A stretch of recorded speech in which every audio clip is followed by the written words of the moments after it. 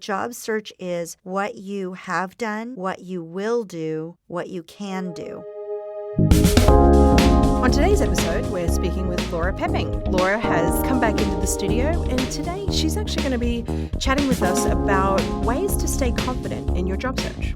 This is The Career Cue, a podcast focused on helping you navigate the signals in your career to keep you growing and moving forward in business and in life. Here's today's host, Stacey Harris. So welcome back, Lora. It's so great to have you back again. Oh, and it's so good to see you. I hope you had a fabulous holiday. We did. Thank you so much. I hope you did too. Lots of rest, maybe?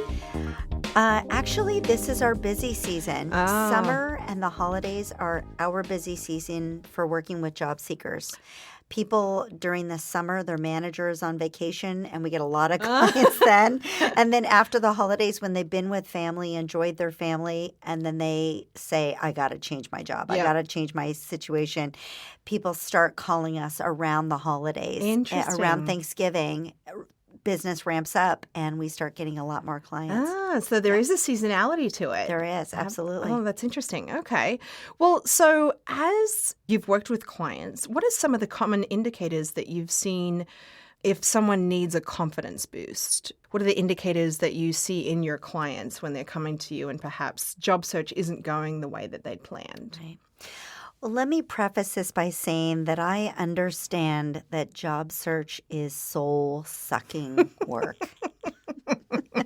People don't usually come to Plum because they've had a tremendous amount of success. They would not need Plum if that were the case. So when people come to us, we understand that they may bring with them, aside from this need to find a new job, they're also bringing with them potentially some very low self-esteem because either A, they have a really negative scenario at work, a bad manager, family issues, change in marital status, and maybe even have lost their job. And so we understand that. So many of our clients walk in the door feeling or getting close to feeling low or stuck or scared. And that's our typical client. So if this sounds like you and you're wondering when those feelings will end, let me assure you they will. It just takes work. It just takes time. Yes. Yeah. And so the investment in yourself is that first step. Absolutely. That's great. So there are some things you can do. Oh, great. To focus on as you start to explore the job market and you feel like your confidence is low. So the first is, these are almost sound like commandments. Number one is know thyself. So what are your successes, and practice saying them out loud. What have you accomplished? Because oftentimes you're so focused on the things that people are telling you most recently that you've forgotten what makes you a rock star. And for our coaches and our clients, they hear rock star in the work that we do with them quite a bit, that term. Because we have to discover what makes you so good at what you do and what your successes have been. And we need to make those rise to the top again. And that exploration or re-exploration of finding out or recognizing what things you do really well will boost your confidence incrementally. So that's the first thing I would do. The second thing is I would make sure to align your search to what it is you do well. One of the biggest hurdles in job search is that people try and put a square peg in a round hole or vice versa. They are trying to take their experience and insert it into the job market without really fleshing out what are the things that they do really well and how can they articulate that message to an employer. So that would be the second thing, is make sure you do your research, understand what organizations are looking for, understand the job roles, and make sure that there's overlap between what you do and what the jobs need. And then align your messaging to what you have accomplished, what you want to do, and what you will do. That's really what job search is, actually.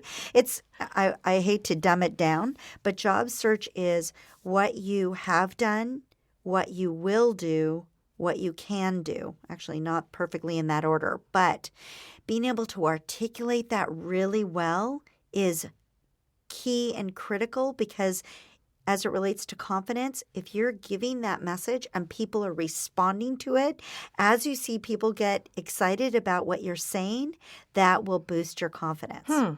So that actually steps into the next part of what confidence in a candidate does look like. When you're either sitting down across from a client and they're about to go into interview, what are those traits that come across in being confident? It sounds like delivering a nicely packaged kind of message about yourself and what you can bring to the table is one of them. That's probably the most important message.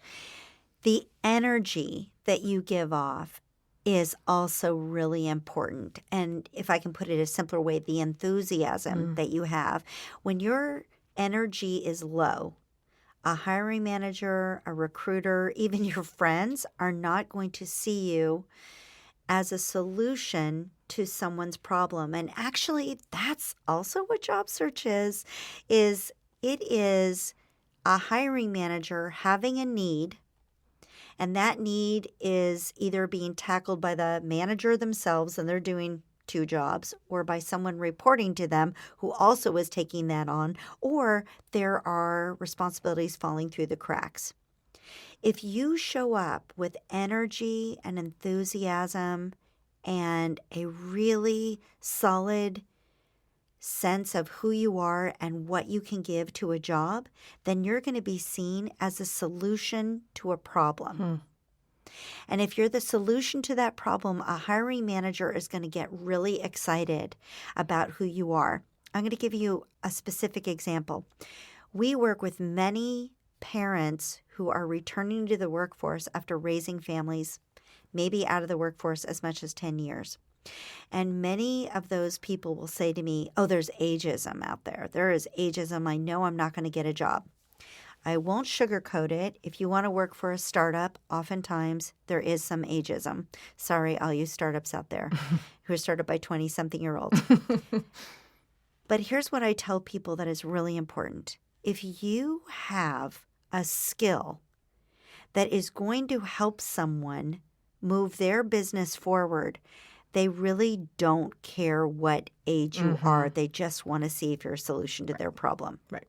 And if you show up as that and you understand your value and you've done that research and you've honed your message, then that will boost your confidence. It's kind of self-perpetuating. But could there possibly be a need for the fake it till you make it as well? That's a great point, Stacey. As I know you and I talked late last year about Plum and the start of Plum. And I will tell you, absolutely, as an entrepreneur, I faked it till I made it for sure. But yes, there is that. And to be honest, many people who come in will clearly need something other than a job search coach or a transition coach. They may need other resources. And I am not a therapist. I'm not a board-certified therapist. But oftentimes when we see someone who clearly has been impacted to whatever life has thrown in front of them, for whatever that might be, and they are not going to be able to show up as a solution to someone's problem, no matter how good our coaching might be, then I really encourage them to seek other resources, whether it be therapy, whether it be yoga, whether it be whatever it is. And that actually brings me to another point. Part of building confidence is also building physical confidence. When we see clients who are coming in for the first time slumping down in their chairs, really looking like they're beat up, one of the pieces of advice I give them is find something physical that you do, whether it be walking the dog, whether it be yoga, whether it be Pilates, whether it be running, whatever it might be. Find something that's going to lift up those endorphins, because, again, that will be in service to your search. So it goes beyond actually just looking for the job. It's that physical, emotional, and mental kind of activity that needs to happen to be able to kind of collectively come together. And to avoid people who don't give you energy. And we all have people in our lives who don't necessarily support us in the way we feel like we deserve. And this is the time when you are at your lowest or you're not feeling confident, if you can, put those people at arm's length away from you. And sometimes you live with them. And I know that's hard. That is not my situation. I want to be very clear to my husband, Scott, that is not the situation. But I really believe that you should surround yourself with as many people who give you energy. And sometimes those are even people who you don't necessarily know. Meetups are a great way to find people who are like-minded, finding other extracurricular out of work activities with people who will give you energy. Let's take a quick break. But when we get back, Lora, let's chat about some of those clients that you've been working with that have been able to turn things around and dig deep into the confidence pool and what the results were. Thanks for listening. Be sure to check out the show notes at thecareerq.com, where you can also subscribe to the podcast and sign up for our newsletter. Welcome back. We're sitting down with Lora Poepping, president of Plum Coaching in Seattle, and we're talking about confidence in your job search today. So, Lora, with the multitude of clients that you've had, I'm sure you've got a lot of great stories about some really great successes that you've been able to be witness to and help someone through. But let's talk about one of your favorite turnaround stories and how someone's actually taken a challenging job search and turned it into gold. About a year ago, I had a client who was with a very large software company, and that client came in very, very low confidence. She had received her worst review ever. She felt that her organization really wasn't taking advantage of her talents. She felt very trapped where she was. So she was willing to entertain the idea of looking externally from that company. So that was our focus, was to do an external job search. So we identified the types of roles in the marketplace that she could take, and actually they were a level pretty much above where she would be working internally at the company. She found out her marketability. She honed in on her message. We created a really strong resume and LinkedIn profile. She became incredibly confident as to what her market value was. And as a result of that, she showed up completely different at work. She really put her foot down to her manager about what was going on at work. She got a promotion. She changed jobs within that company and never left the company. Wow. Stayed put, made more money, and did better. Now, this isn't just a story about me singing the praises of Plum. This is about if you follow the steps of really understanding what makes you so good and get some visibility to what is happening externally to your own organization, because we're all heads down in our job, right? We don't lift up our heads and look at very often at what else is going on in the marketplace. This is what we did very thoughtfully, very methodically, and as a result, she is still there at that company, but under her own terms. That's amazing. So it was a result that she wasn't actually considering, right? Because she was looking elsewhere. Right. Yeah. We get the question a lot from prospective clients. Can you give me the statistics around your success in people finding jobs? And I said, I'll be honest with you, we don't track that. And the reason is, what do I tell you if someone stays put but gets a promotion or something else happens and it's their own choice? Right. They haven't changed jobs. Maybe they did get a different job within their own company, but it was as a result of a boost in confidence and clarity around what their marketability was. And do you feel like a part of the result of the boost in confidence came through working through that process? Absolutely. It doesn't just, we all know, it's just like losing weight. You don't just go, I want to lose weight, and then you lose weight. It's so hard. It's hard work. All of this is hard work. You know that commercial with the easy button? I wish there was an easy button. There just isn't. Confidence building in a job search or even outside of a job search takes work, takes physical work, takes soul searching, takes thoughtful, deliberate, planful, mindful work.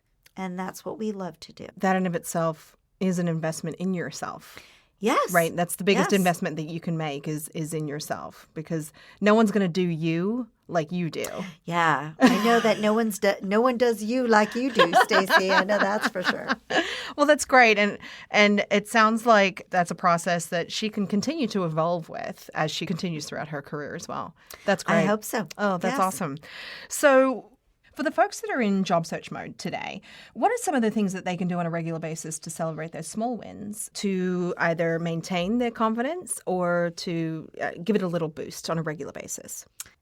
The first thing that I would say is surround yourself with good people who believe in you, who like you, who are going to tell you honestly about all the things that you do well. That's the first thing. And sometimes those people are not at work. The second thing is to be realistic about what your expectations are. So if you're expecting tomorrow to wake up like Snow White, cheerful and happy with birds twittering about you, I will tell you that that isn't always the case. But what you can do, again, going through those steps of identifying what it is you might want to do next, is going to give you at least that first step to move you towards something you want. I'm not a huge fan of Dr. Phil. I'm sure Dr. Phil isn't necessarily listening to this podcast, but I will say that he's written a great article that was published a few years ago in a magazine that said you want to move towards something rather than away from something. So if you have that North Star, something to move towards, it gives you hope, it gives you aspiration, and the steps that you take to move towards that will make you feel more positive. That's great. So focus on the moving forward versus the moving backwards or moving away. Right. Yeah, that's great. And always remember, this is like a problem or issue like any that you solve at work. If you are given a problem or something to solve at work, you just get right to it, right? Yeah. But if it's you, why can you not look at it through the same lens? Mm-hmm. This is my issue. I need to move forward. What do I need to do to move forward? How do I research it, investigate it, get the support I need? Who are the key players? Who are the collaborators? It's the exact same process. But having a coach to get you through it, just like having someone at work, a manager or a coworker to bounce things off of, is really helpful. That is just a shameless plug for Plum. But I think making sure that you have people who understand what the value is in moving that forward is also really important. Oh, that's great. That's great. Let's get into what's a realistic timeline when it comes to a job search, a purposeful, intentional job search, because I'm not sure people are really thinking through the process that it takes, the work that it takes, and that if they're really wanting to make sure that they land, not because they're running away from something, but they're moving towards something, as you just said, but they're being true to themselves about how long this is going to take. Every client is different. No lie.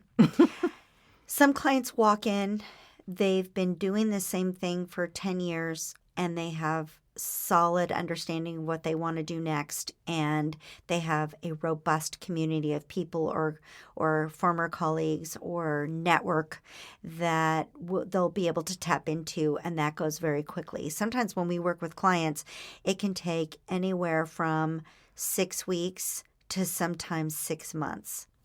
And the reason is that the more specific and niche your job is, the smaller the pool of opportunity is. So, for example, if you wanted to be a software developer in Seattle or just about anywhere right now, the chances of you, if you're good at what you do, of getting a job, you could probably get one next week. You could probably throw a rock outside of the studio and hit a job. It is so easy to get a job if you're doing that and if you have the confidence and the skills to do it. If you, let's say, want to be a CEO, a CTO, a CFO, the number of jobs in that space are very limited. If you're coming out and saying, I want to be someone who manages a specific type of business, and there's only 10 of those businesses in the whole region, then the chances of you securing one of those are also limited. So I also tell people that it's important to set your expectations appropriately, to be realistic, because that also can really impact your confidence. If you come into your job search expecting you're going to find a role within 2 weeks and it takes you 2 months, by the end of those 2 months, you're going to feel really beat up. So that is the number one question we get oftentimes when we do intake calls from clients or prospective clients is, how long is this going to take me? And I always say, we never know. So if you know that there is urgency around your job search for financial reasons, for life reasons, whatever they may be, want to be very realistic. You will not get a job tomorrow unless you've done a lot of work prior to starting to work with us. But if you work hard at this job search, you're going to be much better off than if you just kind of skim on by. It's just not going to work. So, and someone maybe in a current role that they're trying to figure out whether they should actually start a job search or not, looking perhaps forward 12 months and understanding what steps they need to take, and so they're not feeling rushed or under pressure, that they're in control of the timeline and they can actually start dipping their toe into that pool, and it doesn't become kind of a crisis. But if it does, there are great resources like Plum where you take the call and you got some great folks. So let's wrap this up today. But I actually think that this is an ongoing conversation, because I think confidence in job search is something that most of us in our careers have actually gone through. So I'd love to be able to continue this conversation with you, Lora, and just be able to share the knowledge, and knowledge is power. You know, we want to be able to share as much as we possibly can with our listeners. So thank you again so much for coming in. Thank you. And we look forward to having As you again in the always, studio it's again great. soon. So as always, check out the show notes, and you can find us and all of Laura's podcasts on thecareerq.com. Thanks for listening to today's episode. Be sure to head on over to thecareerq.com where you can get more information, show notes, and related articles to today's topic. Also, if you like what you're hearing, head on over to iTunes, subscribe to the podcast, and make sure you leave us a rating and review. We'd love to hear your feedback. Thanks again.